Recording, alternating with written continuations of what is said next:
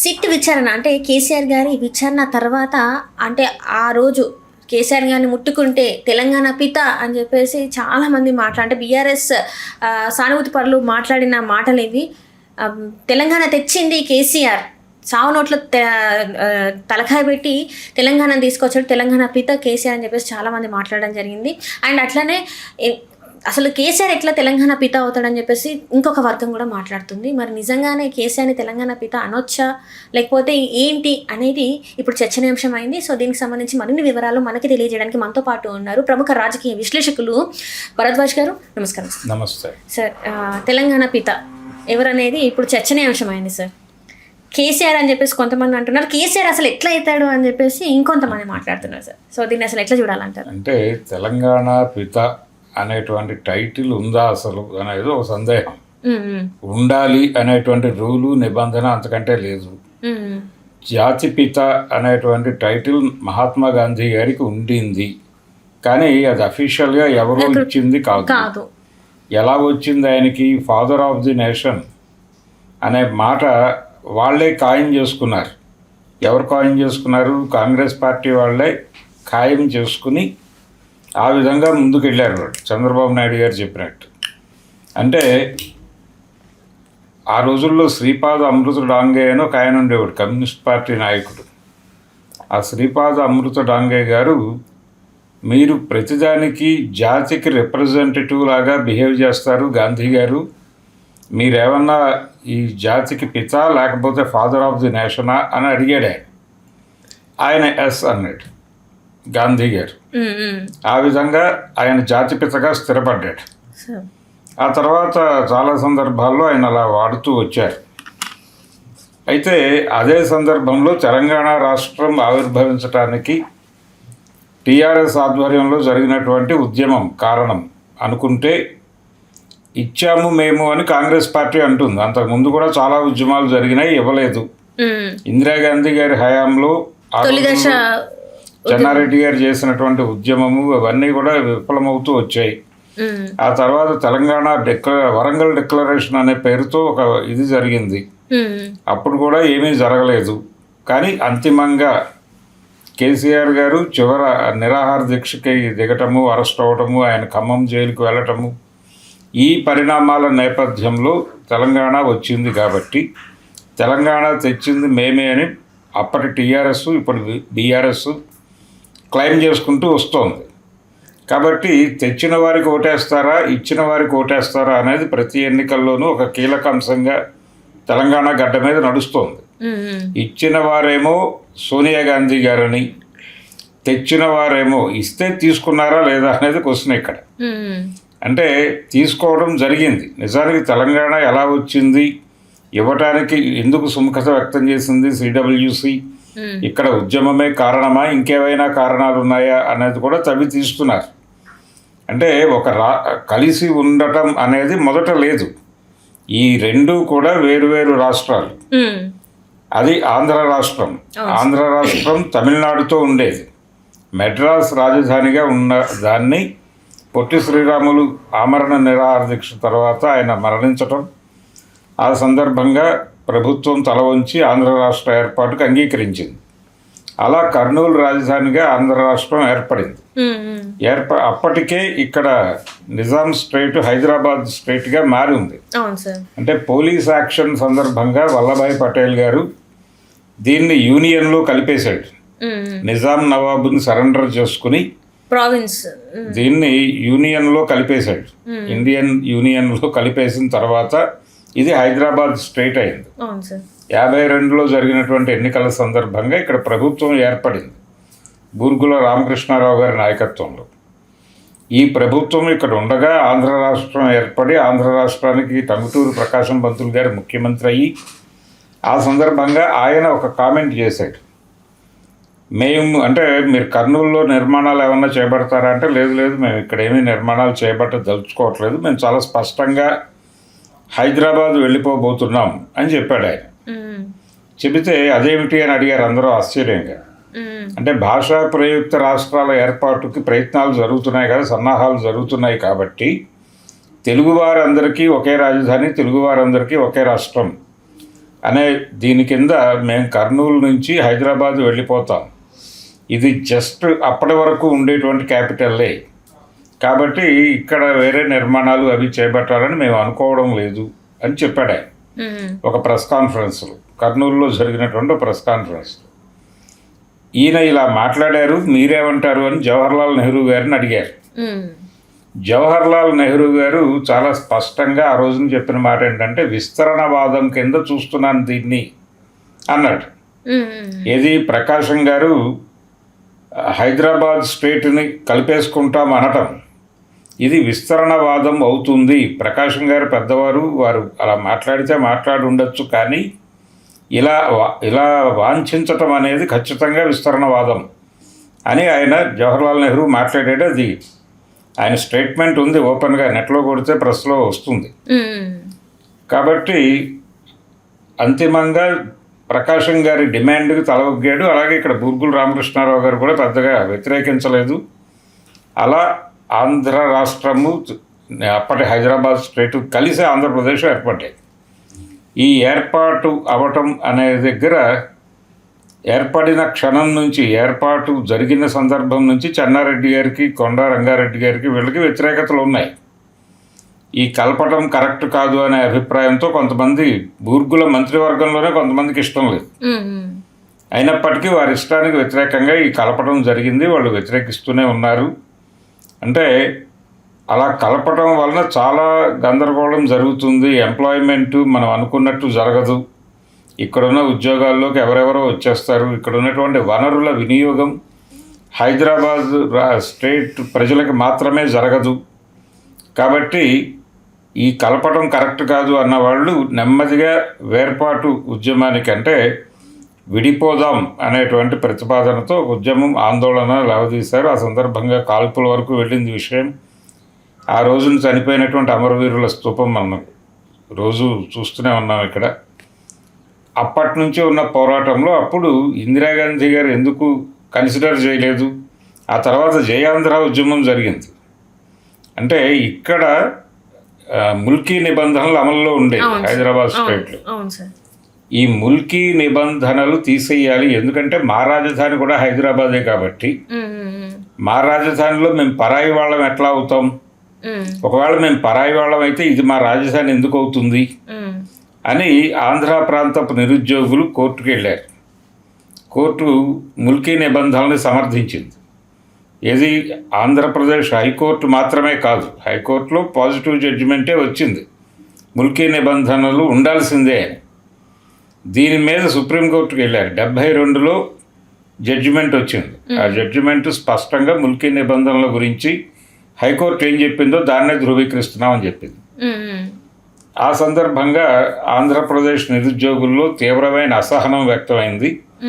ఆ అసహనాన్ని వినియోగించుకొని కాకాని వెంకటరత్నం గారు తదితరులు అక్కడ జయాంధ్ర ఉద్యమాన్ని మొదలుపెట్టారు. మేము పరాయి వాళ్ళం అయిపోయిన రాష్ట్రంలో మేము ఎందుకు ఉండాలి, మేము మా రాష్ట్రం మాకు ఇచ్చేయండి, మేము వెళ్ళిపోతాం, మా పరిపాలన మేము చేసుకుంటామని చెప్పి చేశారు. దాన్ని కూడా ఇందిరాగాంధీ గారు ఒప్పుకోలేదు. పివి నరసింహారావు ముఖ్యమంత్రి అప్పుడు ఇక్కడ.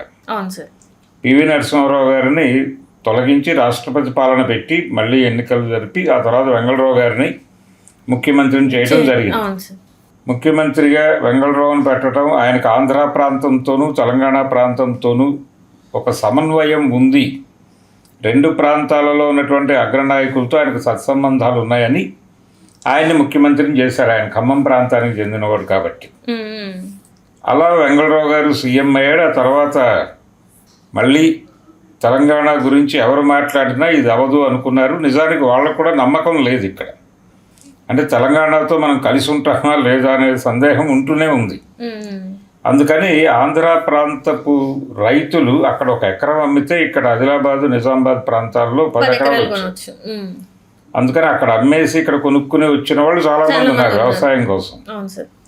రైతులు ఉన్నారు, ఉద్యోగులు ఉన్నారు, అంతే తప్ప కొంతమంది వ్యాపారులు వచ్చారు.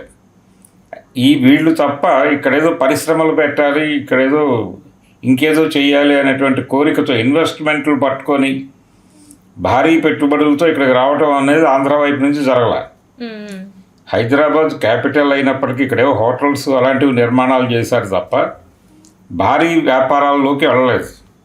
వెళ్లకుండా వాళ్ళు ఏం చేశారు, వాళ్ళ డబ్బులు విజయవాడ ఆటోనగర్లో పెట్టారు, అక్కడ ట్రాన్స్పోర్ట్ బిజినెస్లో పెట్టారు, ఆటోమొబైల్లో పెట్టారు.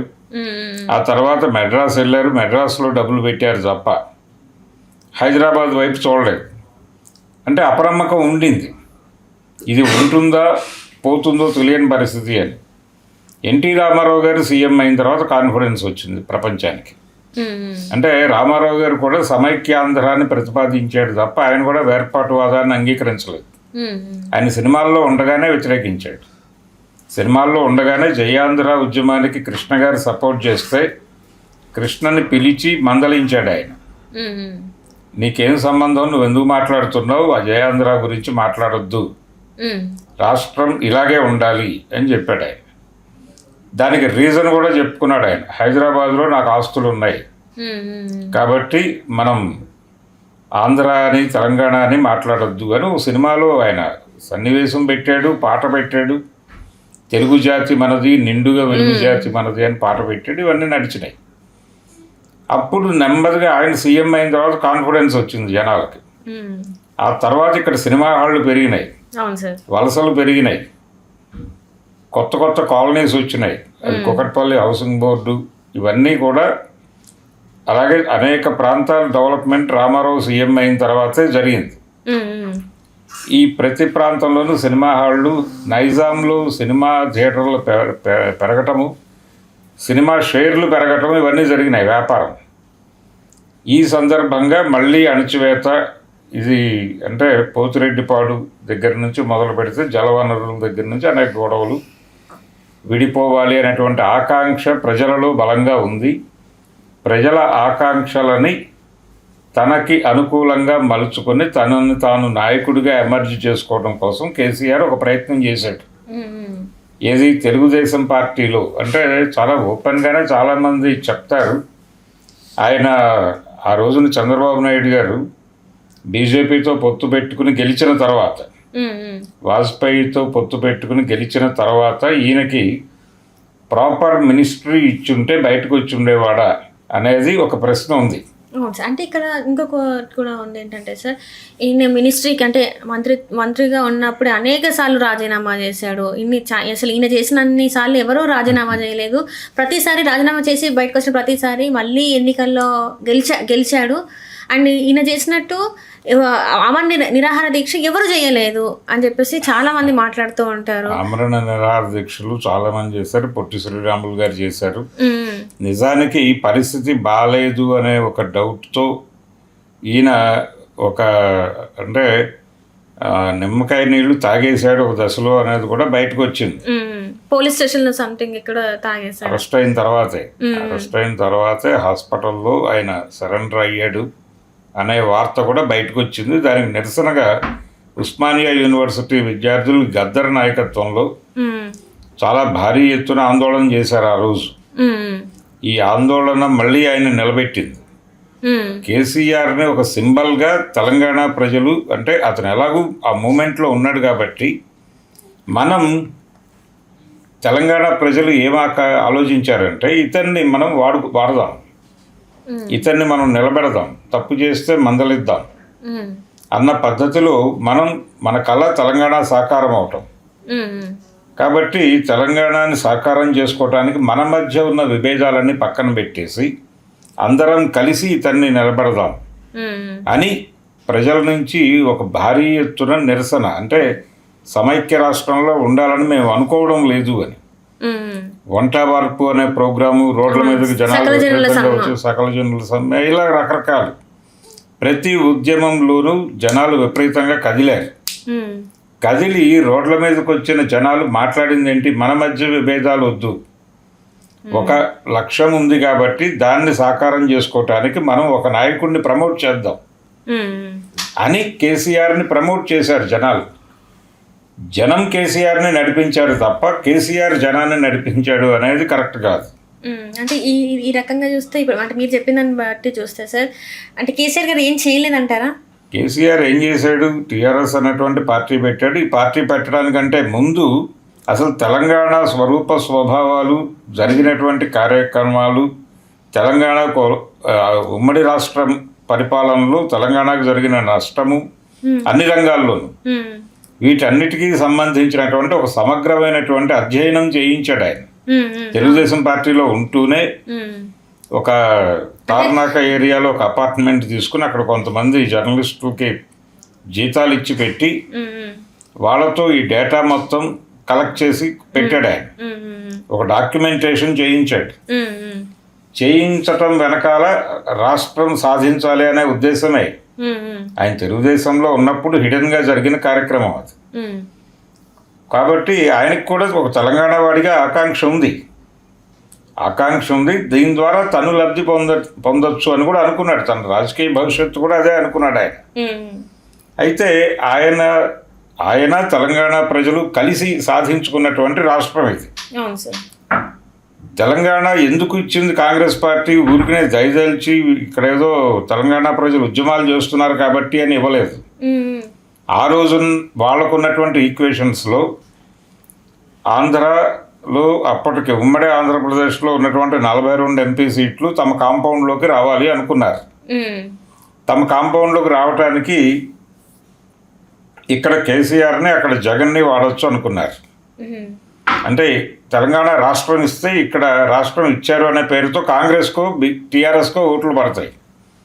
కాబట్టి ఈ ఓట్ల ఆధారంతో ఈ ఎంపీలన్నీ మన కంట్రోల్లోనే ఉంటాయి తెలంగాణ స్టేట్లో. అక్కడికి వచ్చేస్తే రాష్ట్రం ఇచ్చామని మన మీద కోపం ఉన్నప్పటికీ జగన్ వైపు తిరిగే అవకాశం ఉంది జనాలు. సో జగన్ ఎంపీలు ఇక్కడ వచ్చేటువంటి ఎంపీలు టోటల్గా మన కాంపౌండ్లోనే ఉంటారని నమ్మారు. కానీ అది జరగలే.